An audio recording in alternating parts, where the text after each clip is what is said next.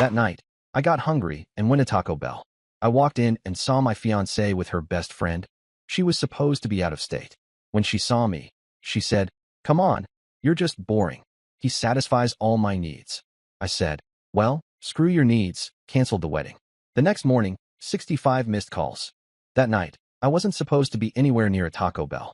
I'd been working a double shift at the hospital, 24 hours straight, and by the time my replacement showed up, I was running on fumes and caffeine. I hadn't eaten since noon, and my stomach felt like it was trying to fold in on itself. Normally, I would have just gone home, microwaved something, and collapsed. But hunger has a way of overriding reason, and the glowing red logo across the street looked like salvation. The place was almost empty when I walked in. The kind of quiet you only hear at 2 a.m. when even the fryers sound tired. The cashier barely glanced up. I was scrolling through my phone while waiting for my order when I heard a laugh. Not just any laugh, her laugh. That high, quick burst that used to make my chest tighten with warmth. At first, I thought I was imagining it. My fiancée, Renee, was supposed to be out of state visiting her cousin in Arizona. She'd left 2 days ago. We'd spoken that morning. She said she was exhausted from helping her cousin move. But when I turned toward that laugh, there she was. She was sitting at a booth near the window, leaning across the table, smiling in that way she only did when she wanted someone's full attention. And across from her sat Qley, her so-called best friend, the guy she swore was like a brother. He wasn't supposed to be here either. He'd moved to Denver for work 6 months ago. Yet there he was, wearing a smug grin and a watch I recognized as the one I bought him for his birthday when I was still trying to be supportive of their platonic friendship. For a moment, I froze. My body felt like it had shut down, my brain trying to process the math that didn't add up. Renee looked radiant. Hair done, makeup flawless, a little black dress that didn't say helping my cousin move. It said date night. I walked over before I could think. The sound of my shoes against the tile made her look up. The second our eyes met, her smile cracked. She didn't even look guilty, just startled, like someone caught halfway between two realities. Qley turned, frowning, sizing me up. He looked annoyed, like I'd interrupted something private. The man had nerve. He muttered something about giving them a minute, but she waved him off, trying to play it casual. I could see her brain working, deciding which version of reality she wanted to sell me. She started talking, fast, making excuses about coincidences, travel delays, how Qley just happened to be in town and they were catching up. But the half-empty margarita glasses on the table said otherwise. I didn't raise my voice. I didn't ask for explanations.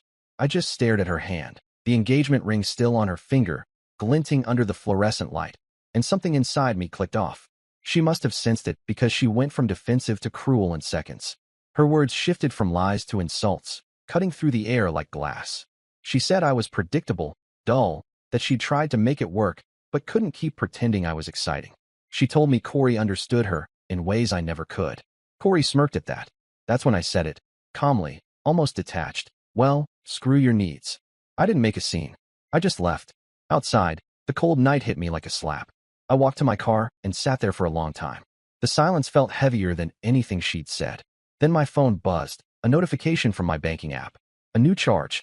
Taco Bell, $48.73. The joint account card. The same one she was supposed to be using for groceries for the trip. It was like the universe wanted to twist the knife. I drove home on autopilot, every red light feeling like mockery. Her suitcase was still by the door from the trip. Inside, I found receipts scattered on the counter. Gas stations. A hotel 2 miles from our apartment. My name on the billing address. I felt like the floor shifted under me. I didn't even know what part hurt more, the betrayal itself or how clumsy and thoughtless it was. All the months I'd been juggling extra shifts, saving for our wedding, while she'd been living a parallel life behind my back. By the time I dumped her clothes into a trash bag, dawn was creeping through the blinds. I deleted our shared wedding folder from my drive and called the venue first thing in the morning. The coordinator was polite but firm. Canceling this late would cost me half the deposit. I said to go ahead anyway. Then the real chaos began. By 9, my phone started blowing up. Calls from unknown numbers, from her mom, from mutual friends. When I ignored them, the texts poured in. At first, they were defensive, then desperate, then apologetic. Renee had discovered the empty closet. Her messages came in waves, long paragraphs alternating between fury and tears. She said I'd humiliated her, overreacted, misunderstood everything. Then came the guilt tactics. You're throwing away years. It was just dinner. You know I love you. Then the kicker. Can we at least talk? You owe me that much. I didn't know her a thing. Still, curiosity got the better of me. I opened our shared bank account online, and almost laughed. She'd tried transferring $2,500 to her own account that morning. The system flagged it as pending because I'd changed the settings last month, setting approval requirements for large transfers. That was my first real stroke of luck. I froze all joint accounts, transferred what was left into a private one, and locked down my credit cards. By noon, I was standing in the living room surrounded by the remains of what used to be our future.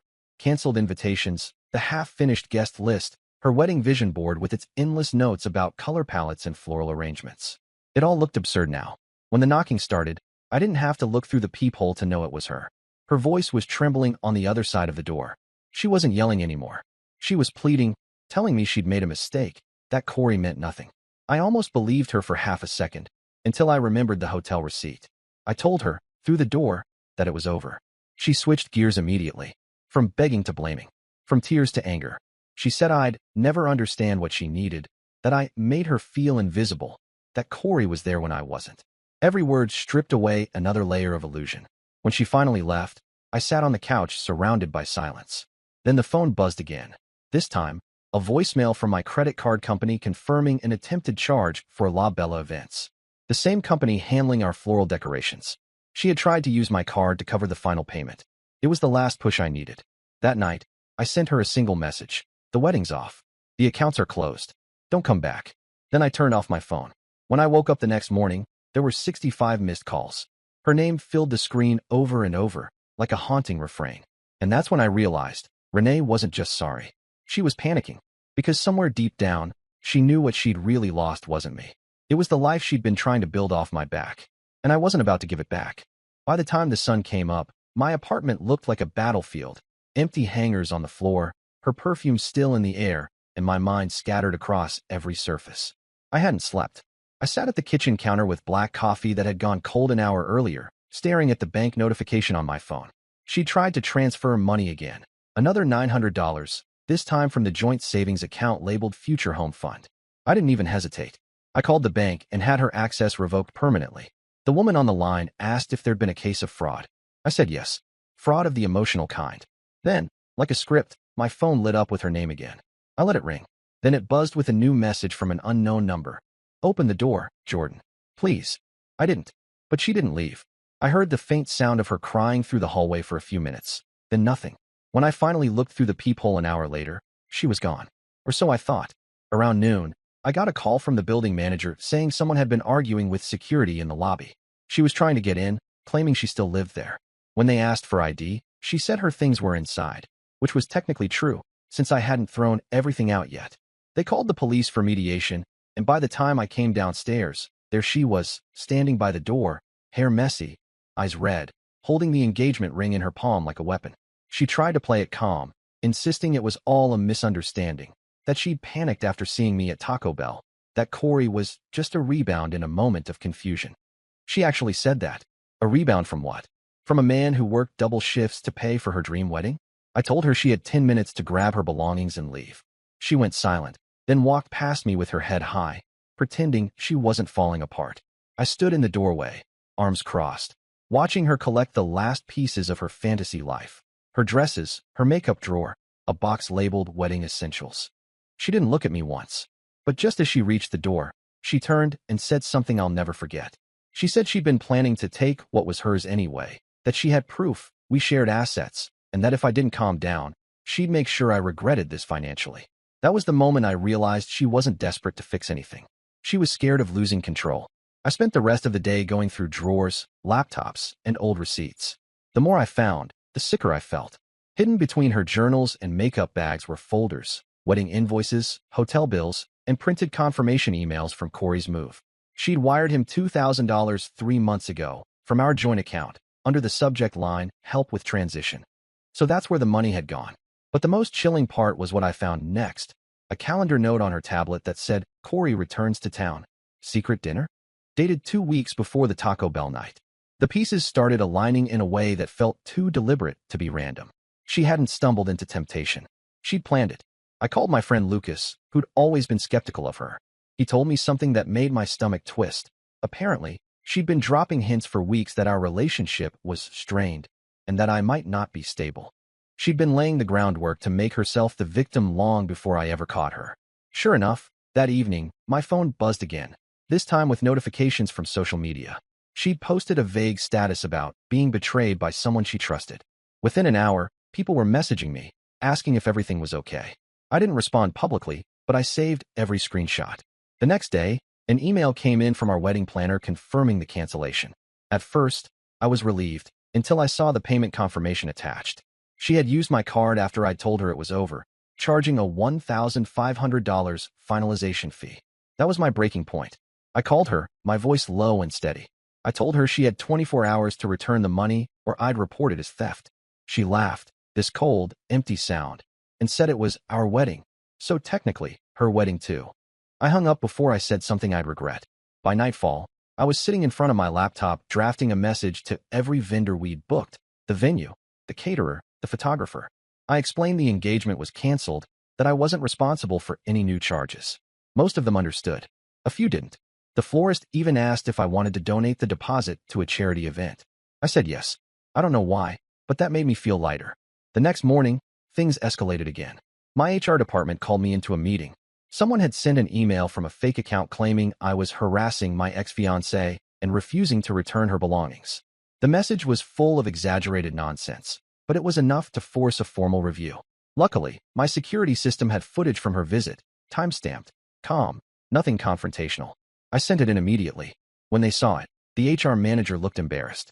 The fake email had been sent from an address ending in R.Miller88. Renee's initials. She wasn't just bitter. She was trying to ruin me. That night, Lucas called again.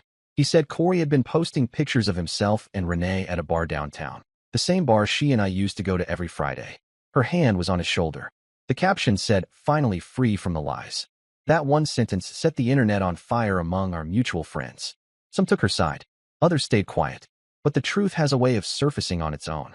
2 days later, I got an unexpected message from a woman named Mariah, someone I barely knew, a friend of a friend. She told me she'd been at Taco Bell that night, sitting in the corner booth, and she'd seen everything. She even remembered the part where Qley called me, some random dude bothering his girlfriend. She said it made her so uncomfortable that she recorded part of it on her phone because she thought a fight might break out. She still had the footage. I asked if she could send it. Within minutes, the file appeared in my inbox. I watched it in silence. It showed Renee laughing, touching Qley's arm, then glaring up at me with disgust when I walked in. Clear as day. No sound, but no need for it. I sat back, hands shaking.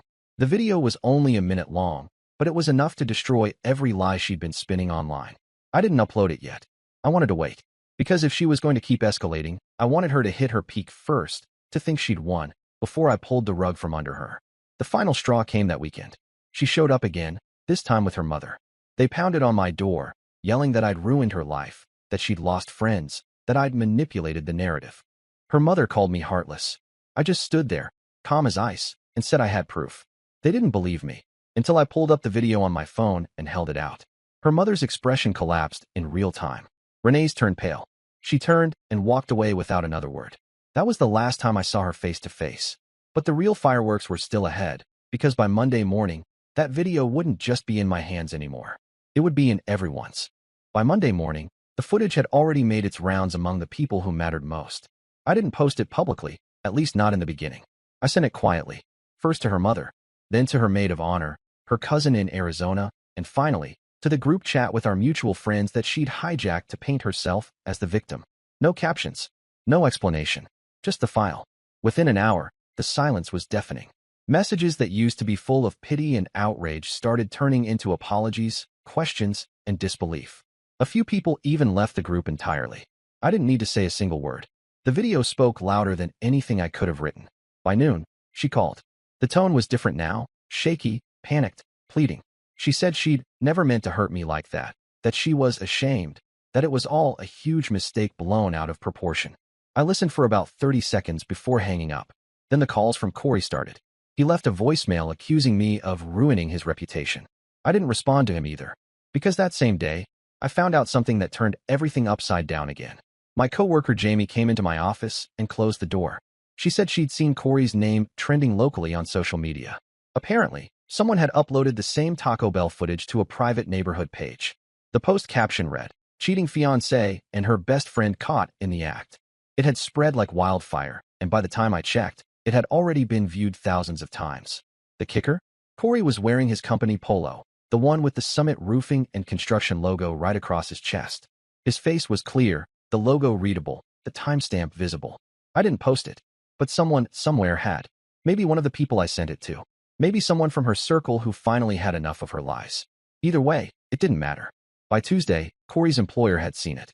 He was suspended pending an internal review for unprofessional conduct. And just like that, her knight in shining armor turned into another liability. That evening, my phone buzzed again, this time with a text from her old college friend, Stephanie.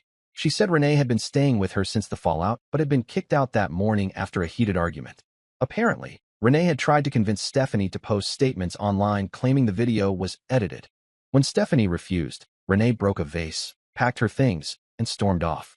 She was unraveling faster than I expected. Still, I hadn't yet had the satisfaction of real closure. I wanted her to feel, in public, the same kind of silent humiliation she'd handed me in that fast food booth. And, unfortunately for her, that moment arrived sooner than I planned. The following Friday, I got a call from her employer, Harrison and Blythe Consulting. The HR rep sounded hesitant but professional. She asked if I could confirm whether Renee had used my card for event-related expenses tied to the canceled wedding. Apparently, Renee had tried to claim those charges as work-related reimbursements. She'd filed for a company refund for a client engagement dinner and a corporate reservation at La Bella Events. Both were the same charges from our wedding account. I told the HR rep everything. Every date, every charge, every receipt I still had stored. By the end of that call, I knew the dominoes were falling for good. The next day, a mutual acquaintance messaged me that Renee had been suspended from her job pending investigation. That same night, she posted a long, emotional rant about being betrayed by people she trusted and losing everything because of one mistake. Her comments were full of strangers telling her to take accountability. For the first time since that night at Taco Bell, I felt calm. But I'd underestimated how far she was willing to go to claw her way back. 2 days later, I came home from work to find an envelope taped to my door. Inside was a handwritten note in her familiar looping handwriting. It said she wanted to meet, just one last conversation. I tore it in half and threw it away. But the next morning, I noticed something off. My car, parked in its usual spot, had a long, fresh scratch running along the driver's side door. Deep, deliberate. I didn't need proof. I knew. I called the police, filed a report, and handed over the security footage from the lot. Sure enough, the camera caught her car pulling in around midnight and leaving 10 minutes later. The officer who took the report said they'd reach out to her for questioning. That night, she called again, this time screaming, accusing me of trying to ruin her life. The irony was too much. I didn't even answer. The next day, she sent an email saying I was harassing her and spreading misinformation online. She copied a few of our mutual friends on it, maybe hoping it would scare me into backing down. But when I replied with the police report case number and the attached video still showing her car, she went silent again. By the weekend, her world had collapsed completely. Qley's company terminated his contract. The footage was now being circulated as a training example internally about professionalism violations. Renee's company dropped her case after confirming the expense fraud. She lost her job. Her professional reputation, gone. Still, she tried to save face by posting on a new account about starting over and self-love. But everyone who knew the real story just scrolled past. I thought that would be the end of it. I thought she'd fade quietly, finally accepting that she'd burned every bridge she had. But then came the twist I didn't see coming. I got a call from the wedding venue's billing department. The manager sounded confused. He said someone claiming to be my fiancée had called earlier that week, demanding a refund for the canceled event, insisting she had a legal right to half of it. When the venue refused, she threatened to sue them, claiming I defrauded her. That call triggered a follow-up from their legal team. To me, they wanted to make sure everything was properly documented. I sent them every piece of evidence, every receipt, every cancellation email. The manager called back 2 days later, almost amused. He said she'd tried to show up in person with a printed spreadsheet and a letter she'd written herself, pretending it was from my bank. They escorted her out. That's when it hit me. She wasn't just trying to get back at me emotionally. She was desperate for money. That evening, I got another email from her. The subject line read, "You don't understand what you've done." I didn't open it. I deleted it immediately. Instead, I poured myself a drink and sat by the window, watching the city lights flicker. I thought about all the nights I'd worked overtime so she could focus on wedding planning. All the weekends I'd spent fixing things for her, buying things she wanted, believing in the illusion of partnership. And then I thought about that moment in Taco Bell. Her face, the smirk on Qley's, the sound of her voice saying I was boring. Maybe she was right. Maybe I was boring. But boring men sleep at night with clean consciences. Boring men don't steal, don't cheat, don't lie through their teeth while wearing engagement rings. She wanted excitement. She got it. By the end of the month, her number was blocked, her belongings gone, and the chaos finally quiet. But deep down, I knew one thing. She wasn't done yet. Women like Renee never end things cleanly. They twist them until there's one last spark left to burn. And I could already feel the heat of that final spark on the horizon. I was right. The peace didn't last long. About 2 weeks after the chaos seemed to fade, a thick envelope appeared in my mailbox. No return address, but the handwriting on it was painfully familiar. Inside was a formal-looking document with an attorney's header, Law Offices of Harlan and Cresswell. The letter claimed Renee was seeking financial restitution for emotional distress and breach of shared financial obligations. I read it twice, then laughed. It was the kind of move that screamed desperation rather than strategy. She'd lost control of the narrative, the money, the sympathy, and now she was clawing at the only thing left: legal intimidation. Her attorney alleged I'd embarrassed her publicly and caused reputational damage. What they didn't know was that I still had the joint account statements, screenshots of her unauthorized transactions, and the police report about my vandalized car. I called the number listed on the letter and calmly explained that if this went to court, I'd countersue for fraud and theft. I even mentioned the footage. The attorney paused, said he'd need to review the circumstances, and promised to follow up. I never heard back. That night, for the first time in months, I slept soundly. But closure doesn't always come quietly. The next morning, Lucas texted me a screenshot from social media. Renee had created a new account and was posting about starting fresh after narcissistic abuse. The comments were filled with strangers offering sympathy, people who had no idea she'd been the one holding the knife the entire time. I ignored it. Let her have her stage. Every actor needs an audience, even if the performance is built on lies. A week later, I started noticing small things missing from my apartment lobby. My doormat vanished.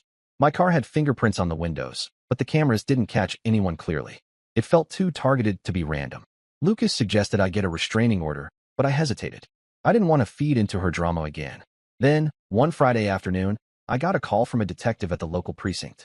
He said they'd found my name listed in connection to an ongoing inquiry involving unauthorized credit use.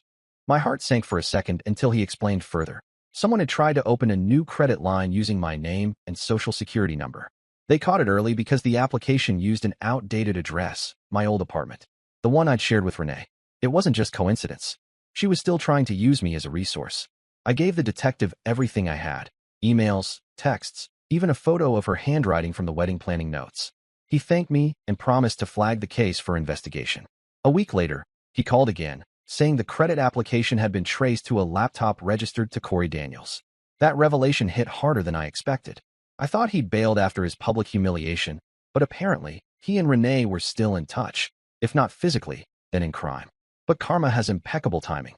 3 weeks after that call, I got a message from Mariah, the same woman who'd recorded the Taco Bell footage. She sent me a link to a local news article. The headline read, "Former roofing company employee arrested for fraudulent credit applications." Corey had been caught trying to open multiple lines of credit using old client details from his previous job.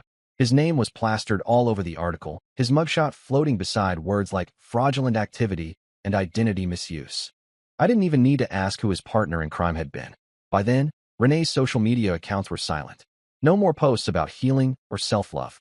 She'd vanished from the digital world completely. It wasn't long before her mother reached out. An unexpected email, short and apologetic. She said Renee had made some poor decisions, that she'd fallen in with bad influences, and that she was taking time away to recover. I didn't reply, because the truth was, I didn't need revenge anymore. It had already unfolded on its own, piece by piece, without me lifting a finger. A few months later, I accepted a job transfer to another city. I packed up what little I still had, leaving behind the apartment that had witnessed every high and low of the past year. On my last night there, I stood by the window one last time, watching the city hum below me. I thought about how easily one person can dismantle another's peace, how subtle manipulation can turn into full-blown destruction. But the thing about chaos is that it eventually burns itself out. When I moved, I deleted her number for good. Not just blocked, deleted. Her name, her messages, everything. It felt symbolic, like clearing a space that had been crowded for too long. For a while, I didn't date. I didn't even talk much about what happened. But life has this quiet way of giving back balance when you stop chasing it. 6 months later, I ran into an old college friend named Alyssa at a volunteer event. She remembered me from the days before Renee, before the mess. She asked how I'd been, and I surprised myself by saying I was better than I've been in years. We started getting coffee after the events. Nothing romantic at first, just two people reconnecting over stories of how absurd adulthood could be. There was something grounding about talking to someone who didn't know me through the lens of that old drama. She didn't flinch when I mentioned the past. She didn't pity me either. She just listened, nodded, and cracked jokes at the right moments. It felt normal again, something I hadn't felt in a long time. One evening, as we left the cafe, I saw a familiar figure across the street. For a second, I thought it was her, Renee. The same posture, same long hair. But as the woman turned, I realized it wasn't. Still, that half-second brought an old chill back. It reminded me that ghosts of the past don't always vanish. Sometimes, they just fade into the background, watching quietly as you move on. Months passed. Work was steady, peaceful. My coworkers respected me. My evenings were quiet. No more shouting matches, no guilt-laden apologies, no late-night bank alerts. Just calm. Then one morning, an envelope arrived at my office. No name, no address, just my initials scrawled in blue ink. Inside was a check for $2,500, made out to me. The memo line read simply, "For what I took." No signature, but I didn't need one. I deposited it, not out of forgiveness, but closure. Because somewhere, somehow, she'd learned what accountability felt like, even if it came too late. I kept the deposit slip in a drawer at home, not as a trophy, but as proof that the storm was over. Life after Renee wasn't dramatic or cinematic. It was quiet, structured, unremarkable, and that's exactly what I needed.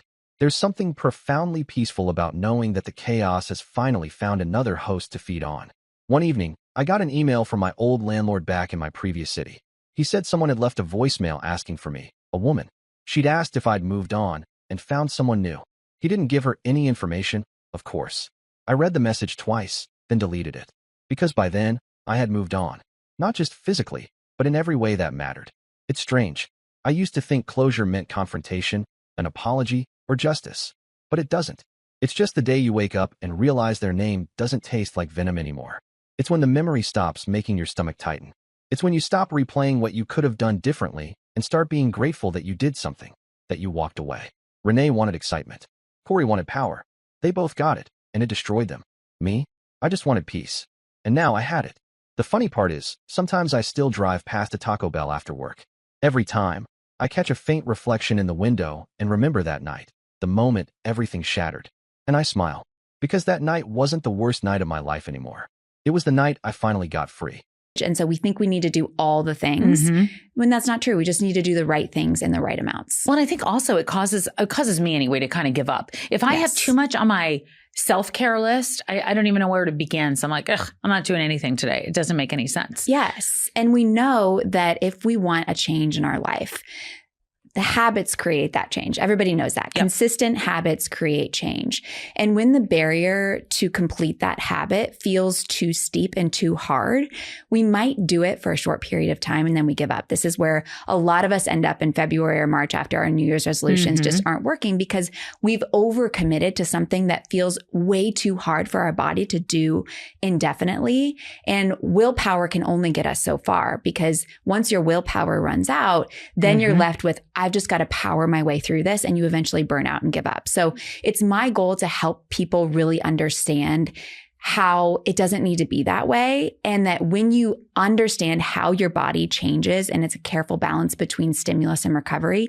And when you understand those elements, it's so much easier to stay consistent because it doesn't feel like it's going to burn you out. Well, and I think that's the whole thing. I mean, when you burn out, that's it. And then to try to rev back up again. So let me ask you this, from your mindset and everything you're seeing right now, do you think that our perspective or women's perspective towards strength training has changed in recent years?